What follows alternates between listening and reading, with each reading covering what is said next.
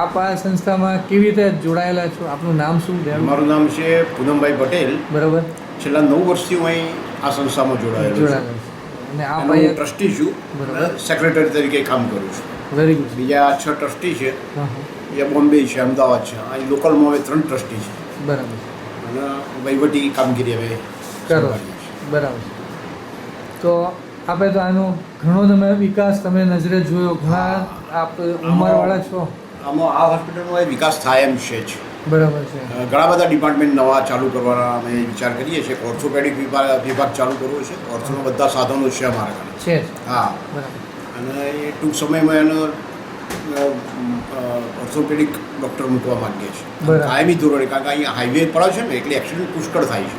બરાબર. અને રોજના 2-3 કેસ આવે છે ઓર્થોના, જે અમારે રિફર કરવા પડે છે અમદાવાદ કે બીજા રાજ્યો. એના બદલે જો અમારા હોય તો ગરીબોનો અડધા પૈસે 50% પૈસે એ લોકોને રાહત દરે એનું ઓર્થોની સારવાર મળે. તો આ માટે આપણે સરકારશ્રીને વાત કરી શકીએ? હા, સરકારશ્રીની વાત કરવાની અમારી ઈચ્છા છે અને આપણું એક ડિપાર્ટમેન્ટની મંજૂરી લેવાની બાકી છે. બરાબર. લખીશું એટલે આપશે તો. જી જી.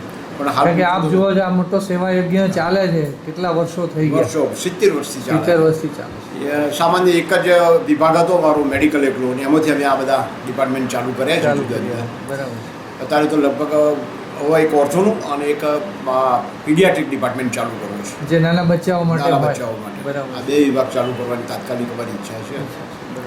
પછી તો આગળ જે થાય ડોનરો મળી જાય મોટા. હા હા. તો પેલું નવું બિલ્ડિંગ છે અમારા કાને એક મોટું 2 માળનું, એના ઉપર બીજા 2 માળ મળીને એમાં અમે એક આખું ડિપાર્ટમેન્ટ ઊભો કરવા માંગીએ છીએ.